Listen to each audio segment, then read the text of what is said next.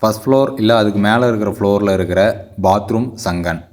அந்த பாத்ரூம் சங்கனில் அதிகமான லீக்கேஜ் இருக்கும். அதை வந்து எப்படி சால்வ் பண்ணலான்னா, பாத்ரூம் சங்கன் வந்து பார்த்திங்கன்னா தொட்டி மாதிரியான அமைப்பில் இருக்கும். அது வந்து பைப்லைன் கொடுக்கறதுக்காக போடப்பட்டிருக்கும். ஃப்ளோரில் இருந்து ஒரு அடி இல்லை 1/2 அடி மேலே ஏற்றி பால் வச்சு தேய்க்கலாம்.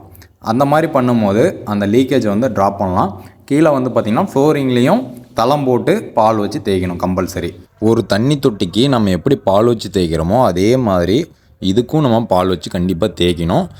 ஏன்னா நாள்பட பாத்ரூமில் அதிகமான தண்ணி புழங்கும் போது நமக்கு வந்து லீக்கேஜ் ப்ராப்ளம் வரும். காங்கிரீட் ஊறி உள்ளே இருக்கிற கம்பியெல்லாம் துருப்பிடிச்சி சீலிங்கில் இருக்கிற கலையெல்லாம் கொட்ட ஆரம்பிக்கும்.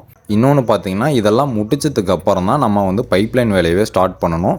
சப்போஸ் பூசும் போது பால் வச்சு தேய்க்கலனாலும் பூசினதுக்கு அப்புறம் கூட நீங்கள் அந்த பூச்சிலேருந்து, அதாவது பழைய பூச்சிலேருந்து ஒரு 1/2 இன்ச்சு கலவை வச்சு பூசி தளம் வச்சு அதுக்கு மேலே பால் வந்து கம்பல்சரியாக அப்ளை பண்ணிக்கோங்க. இது வந்து பார்த்திங்கன்னா ஃபஸ்ட் ஃப்ளோர் இல்லை அதுக்கு மேலே இருக்கிற ஃப்ளோர்ஸுக்கு மட்டும்தான் பொருந்தும்.